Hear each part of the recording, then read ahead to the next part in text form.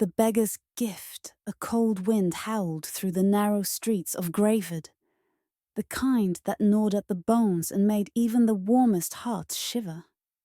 Among the flickering lamplights stood an old beggar, wrapped in a tattered coat, his fingers trembling as he clutched a tin cup.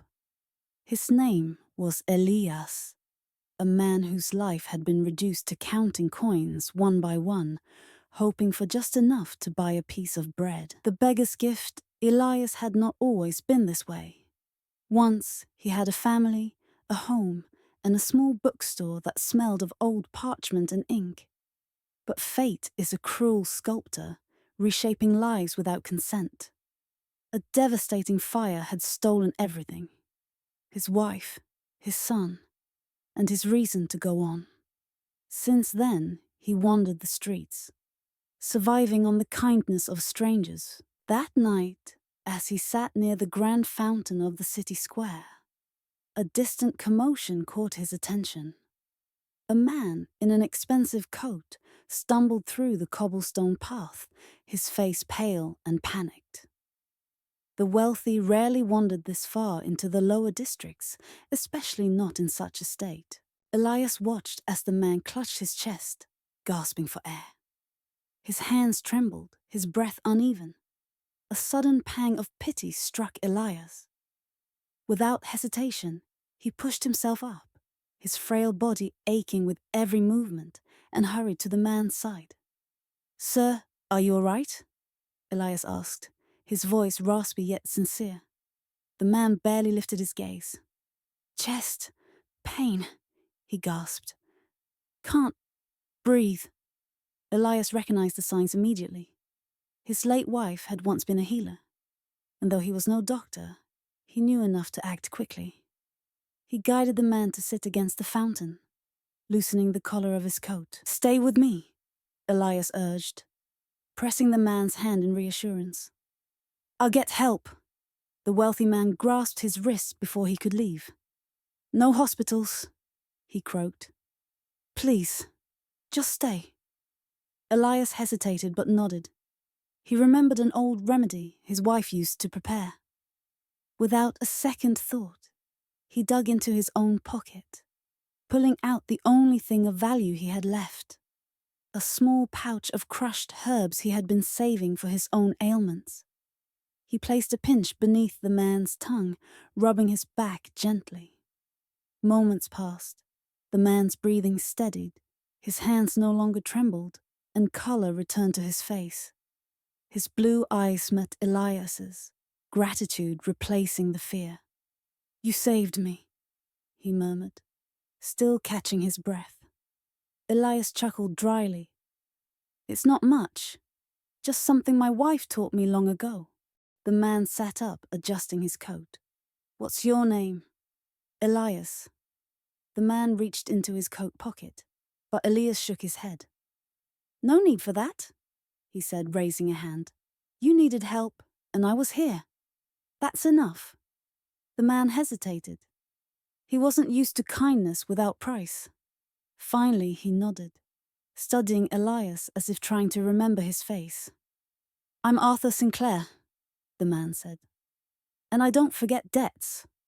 With that, Arthur stood and, with one last glance, disappeared into the night, leaving Elias with nothing but the cold wind and an odd feeling that something had shifted in the universe. Days passed, then weeks. Elias had nearly forgotten the encounter, until one morning when he woke to find a letter tucked into his tin cup. He frowned, expecting another scornful note from some passerby, but as he unfolded the paper, his heart skipped a beat. "To Elias, you gave without asking, and now it is your turn to receive. Come to Sinclair and Company by noon. You will find your next chapter waiting. Arthur Sinclair." Elias's hand shook. Sinclair and Company was one of the largest business firms in the city. Why would Arthur Sinclair, a man of wealth and power, be summoning a beggar like him? Despite his doubts, he went. The grand building loomed before him, its golden doors polished to a gleam. Hesitantly, Elias stepped inside. The receptionist eyed him warily, but after glancing at the letter, led him to a vast office where Arthur Sinclair sat behind an imposing desk. Arthur looked up and smiled. "You came." Elias nodded. I don't understand." Arthur stood and gestured to a chair. "Sit. Let me explain." As Elias sat, Arthur leaned forward. "That night, you saved my life, Elias. You didn't ask for money, didn't hesitate to help a stranger. That's rare in this world." He took a breath. "Before my father passed, he used to tell me that true wealth is found in character, not coins. I didn't understand it until that night." Arthur opened a drawer and pulled out a set of keys. "This belongs to you now."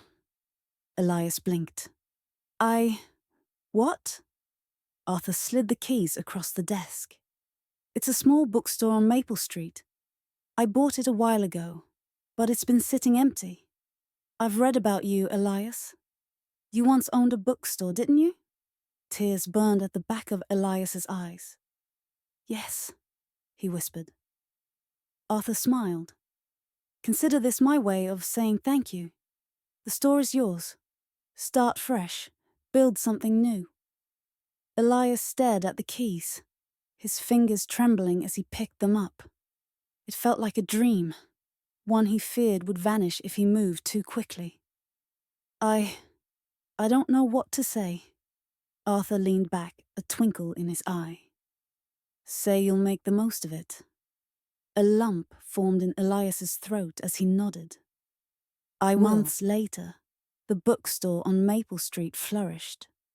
The scent of old parchment and ink filled the air once more, and Elias no longer counted coins in a tin cup. He counted stories, moments, and the faces of those who walked through his doors, finding solace in the pages of books. One evening, as he closed the shop, a familiar figure stood outside. Arthur Sinclair. Elias smiled. "Come in, old friend." Arthur stepped inside, running his fingers along a book's spine. "So, do you believe in full circles now?" Elias chuckled. "I do." Arthur grinned. "Then let's make sure the circle keeps turning." And so it did. Lesson: kindness comes full circle.